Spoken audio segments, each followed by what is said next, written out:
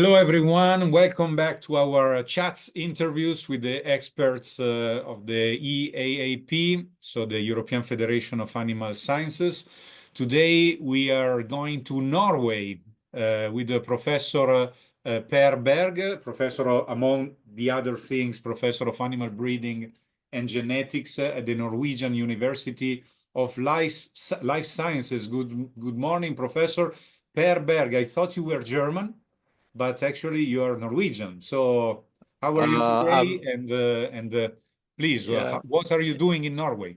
Yes. So by birth, I'm Danish, but now I have a dual Okay. citizenship. Yes. In between.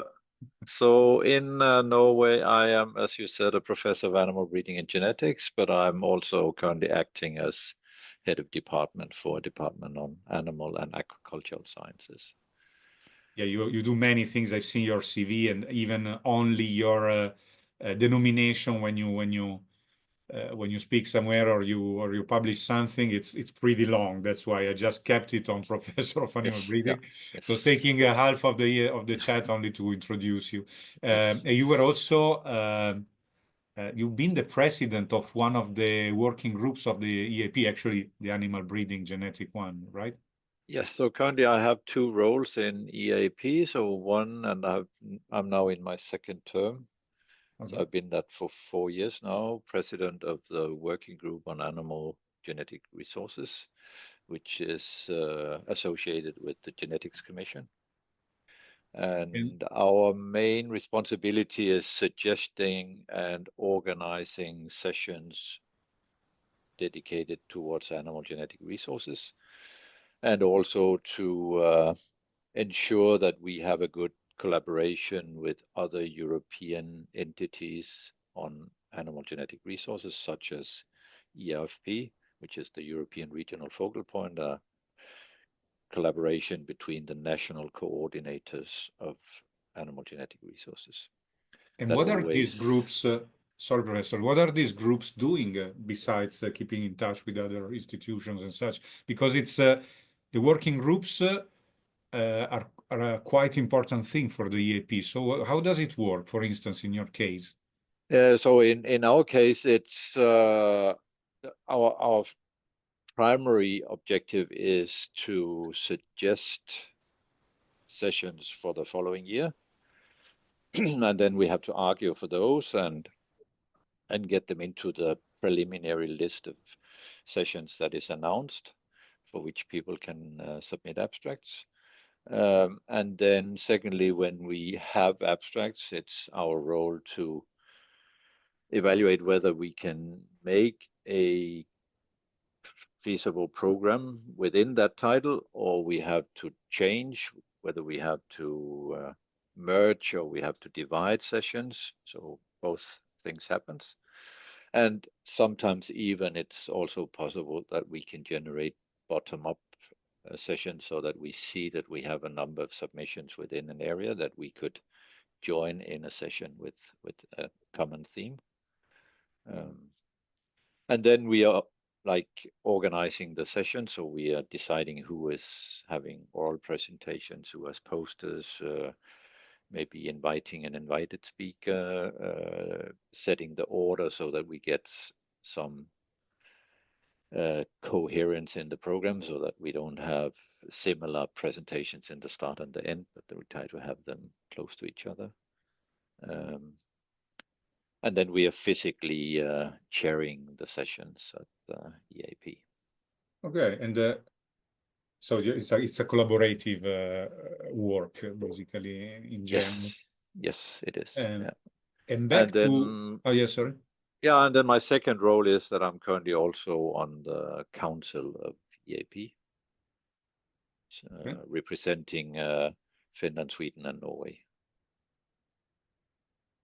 But not Denmark. No. I got confused with you. Yes, they're in another group. So Denmark and the Netherlands is one group. And now, speaking of the subjects you're dealing with, I guess it's a rhetorical question for you, but I want to ask you, can genetic resources and genomics for the adaptation of livestock help tackle climate change, of course, but in general, face the environmental challenges we are having today? So that is a definite yes. So if we look back, animal breeding has probably been the biggest driver of increased productivity and efficiency. Um, and a prerequisite for breeding to generate genetic progress is that we have genetic variation within and between breeds. So genetic resources is definitely a contributor. I would maybe even put it as strong as saying that it's a prerequisite for adapting to the challenges we have, which is both adapting to climate change, uh, in actually in two ways. So both adapting to the changes in climate, but also adapting to the fact that animal production should impact climate less. Um, but at the same time also contribute to feeding the world. So so that's we in a way we have a challenge where we are trying to solve many uh, competing targets at the same time. So increasing agricultural production, but also limiting our environmental impact, and doing so in a more challenging environmental condition. And is it also impacting, I mean, how is it possible to improve animal welfare? Because it's another big topic through animal breeding. Yes, it's probably an area which has been slightly overlooked. So historically, you can say that we have changed animal welfare through domestication. So we have made animals more tame. We have reduced flight distances towards humans and other factors. But we are also increasingly aware that we can select for increased animal welfare, for instance, in group housed animals, that we can select individuals that are better mates towards those that they are in a group with. So that is that they are less aggressive, but actually also that we can also select animals that invites to less aggression. So there's like two components in aggression. There's an aggressor and there's a victim, and both actually has a genetic component. Yeah. So that's one aspect of animal welfare. Then of course also disease resistance can be considered part of animal welfare. So reducing the likelihood of animals getting ill is also something that we can contribute to with animal breeding. Are you also improving?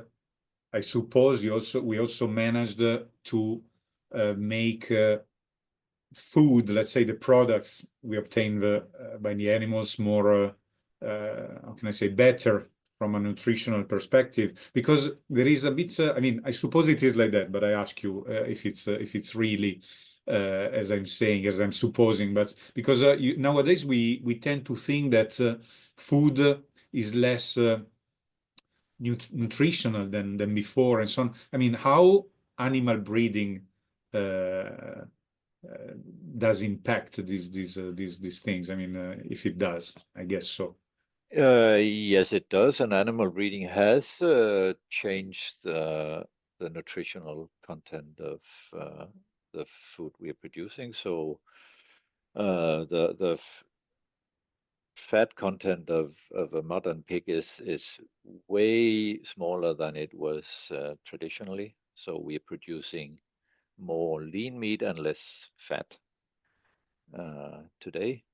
And that is true for many animal productions. You would also see poultry production today it's a faster growing chicken, but it's also a chicken that produces a lot more meat. Um, And not than because it's full of hormones, as somebody like to repeat on the media and social media? No. So simply just because we have selected individuals that, well, one has a larger appetite, so they have a larger food intake, but also has the ability to convert that food into protein instead of fat. And one last question, let's say a broader question, taking them all. So you were speaking about improvements in tackling climate change, in facing environmental challenges, animal welfare, the nutritional value, lower fat, and so on. Do all these improvements link to or affect the societal role of livestock, which is something very important, in my opinion. We tend not to think. I mean, we speak about animal welfare, environment, nutrition, but if you ask me, the societal role of livestock is something extremely important. So if people don't want to eat meat or dairy, it's because of some social trends and dynamic. What do you think about that? Yes, so I agree that we often tend to forget that animals has many other roles than just producing food. Um, let alone that food is also a societal important factor, and that the fact that our food has a history, has an identity, has a local heritage is important. But animals also contribute in a number of other ways. Is one very visual effect is the effect of grazing animals that affects the landscape around us. And in many areas, we see a reduction in the number of grazing animals, and then we see forestation and decreasing the access to nature that animals previously contributed to. In the Nordic countries, we have reindeer as a very marginal production, living without or with very limited management, maybe a little extra feeding in wintertime, but otherwise they are grazing On the very road. marginal land that otherwise wouldn't produce any food, and being essential for a lifestyle in many Samish and other communities.